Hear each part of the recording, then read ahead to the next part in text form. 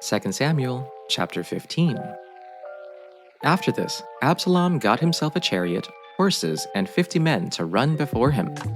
He would get up early and stand beside the road leading to the city gate. Whenever anyone had a grievance to bring before the king for settlement, Absalom called out to him and asked, "What city are you from?" If he replied, "Your servant is from one of the tribes of Israel," Absalom said to him, "Look, your claims are good and right, but the king does not have anyone to listen to you." He added, "If only someone would appoint me judge in the land. Then anyone who had a grievance or dispute could come to me, and I would make sure he received justice." When a person approached to pay homage to him, Absalom reached out his hand, took hold of him, and kissed him. Absalom did this to all the Israelites who came to the king for a settlement. So Absalom stole the hearts of the men of Israel. When 4 years had passed, Absalom said to the king, "Please let me go to Hebron to fulfill a vow I made to the Lord. For your servant made a vow when I lived in Geshur of Aram, saying, 'If the Lord really brings me back to Jerusalem, I will worship the Lord in Hebron.'" "Go in peace," the king said to him. So he went to Hebron. Then Absalom sent agents throughout the tribes of Israel with this message: "When you hear the sound of the ram's horn, you are to say, 'Absalom has become the king in Hebron.'" 200 men from Jerusalem went with Absalom. They had been invited and were going innocently, for they did not know the whole situation. While he was offering the sacrifices, Absalom sent for David's advisor, Ahithophel, the Gilonite, from his city of Gilo. So the conspiracy grew strong, and the people supporting Absalom continued to increase. Then an informer came to David and reported, "The hearts of the men of Israel are with Absalom." David sent to all the servants with him in Jerusalem, "Get up, we have to flee, or we will not escape from Absalom. Leave quickly, or he will overtake us quickly, heap disaster on us, and strike the city with the edge of the sword." The king's servant said to the king, "Whatever my lord the king decides, we are your servants." So the king left, followed by all his household, except 10 concubines whom he had left to look after the house. The king left, followed by all the people, and they stopped at the last house. All his officials passed by him, and all the Cherethites, and all the Pelethites, and all the 600 Gittites who had followed him from Gath passed on before the king. Then the king said to Ittai the Gittite, "Why are you also coming with us? Go back and stay with the king, for you are a foreigner and also an exile from your home. You came only yesterday, and shall I today make you wander about with us while I go wherever I can? Go back and take your kinsfolk with you, and may the Lord show steadfast love and faithfulness to you."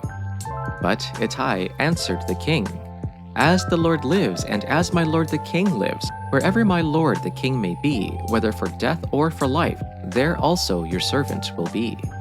David said to Ittai, "Go then, march on." So Ittai the Gittite marched on with all his men and all the little ones who were with him. The whole country wept aloud as all the people passed by.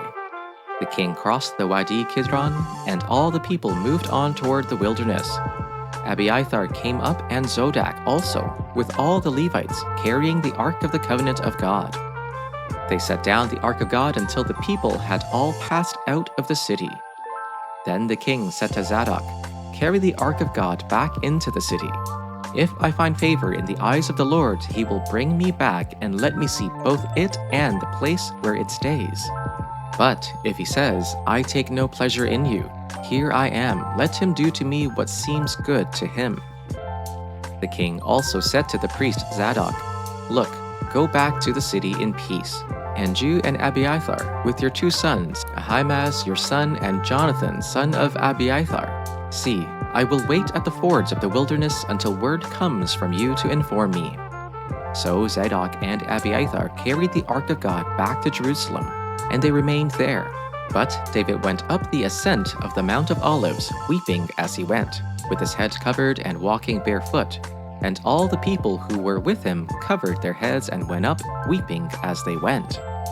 Now David had been told, "Ahithophel is among the conspirators with Absalom." So David prayed, "Lord, turn Ahithophel's counsel into foolishness." When David arrived at the summit where people used to worship God, Hushai the Archite was there to meet him, his robe torn and dust on his head. David said to him, "If you go with me, you will be a burden to me. But if you return to the city and say to Absalom, 'Your Majesty, I will be your servant. I was your father's servant in the past, but now I will be your servant,' then you can help me by frustrating Ahithophel's advice. Won't the priests Zadok and Abiathar be there with you? Tell them anything you hear in the king's palace. Their two sons, Ahimaaz, son of Zadok, and Jonathan, son of Abiathar, are there with them. Send them to me with anything you hear." So Hushai, David's confidant, arrived at Jerusalem as Absalom was entering the city. 2 Samuel chapter 16. When David had gone a little beyond the summit, Ziba, Mephibosheth's servant, was right there to meet him. He had a pair of saddled donkeys loaded with 200 loaves of bread, 100 clusters of raisins, 100 bunches of summer fruit, and a clay jar of wine. The king said to Ziba, "Why do you have these?" Ziba answered, "The donkeys are for the king's household to ride, the bread and summer fruit are for the young men to eat, and the wine is for those to drink who become exhausted in the wilderness." "Where is your master's grandson?" the king asked. "Why, he's staying in Jerusalem," Ziba replied to the king.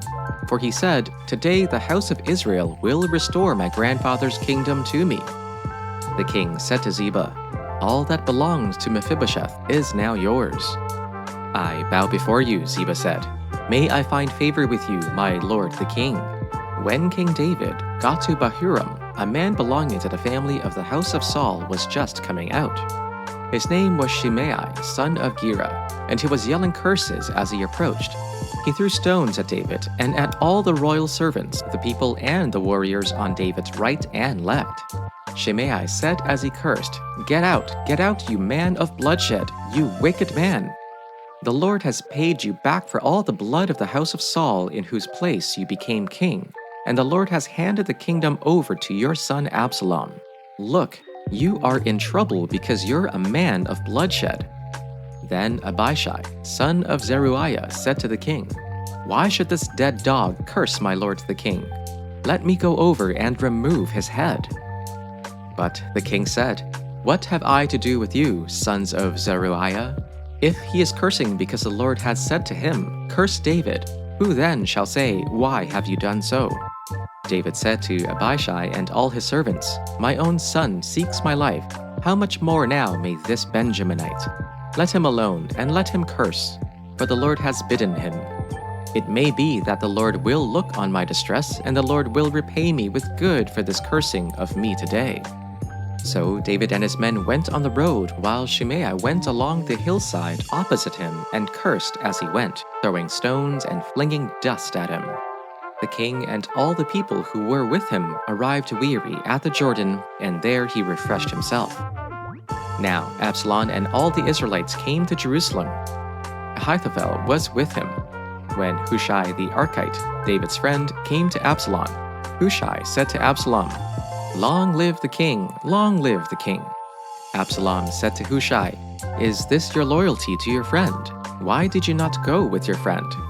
Hushai said to Absalom, "No, the one whom the Lord and this people and all the Israelites have chosen, his I will be, and with him I will remain. Furthermore, whom shall I serve? Should I not serve the son? Just as I served your father, so I will serve you." Absalom said to Ahithophel, "Give us your advice. What should we do?" Ahithophel answered, "Sleep with your father's concubines, whom he left to take care of the palace. Then all Israel will hear that you have made yourself obnoxious to your father, and the hands of everyone with you will be more resolute." So they pitched a tent for Absalom on the roof, and he slept with his father's concubines in the sight of all Israel. Now in those days the advice Ahithophel gave was like that of one who inquires of God. That is how both David and Absalom regarded all of Ahithophel's advice. Luke chapter 20, verse 27. Some Sadducees, who say there is no resurrection, came to him and asked him a question. "Teacher, Moses wrote for us that if a man's brother dies, leaving a wife but no children, the man shall marry the widow and raise up children for his brother. Now there were 7 brothers. The first married a woman and died childless. Then the second and the third married her, and so in the same way all 7 died childless. Finally, the woman also died. In the resurrection, therefore, whose wife will the woman be? For the 7 had married her. Jesus said to them, "Those who belong to this age marry and are given in marriage. But those who are considered worthy of a place in that age and in the resurrection from the dead neither marry nor are given in marriage. Indeed, they cannot die anymore, because they are like angels and are children of God, being children of the resurrection." And the fact that the dead are raised, Moses himself showed in the story about the bush, where he speaks of the Lord as the God of Abraham, the God of Isaac, and the God of Jacob. Now he is not God of the dead, but of the living, for to him all of them are alive. Some of the teachers of the law responded, "Well said, teacher," and no one dared to ask him any more questions. Then Jesus said to them, "Why is it said that the Messiah is the son of David? David himself declares in the book of Psalms, 'The Lord said to my Lord, sit at my right hand until I make your enemies a footstool for your feet.' David calls him Lord. How then can he be his son?" While all the people were listening, Jesus said to his disciples, "Beware of the teachers of the law. They like to walk around in flowing robes and love to be greeted with respect in the marketplaces and have the most important seats in the synagogues and the places of honor at banquets. They devour widows' houses and for a show make lengthy prayers. These men will be punished most severely."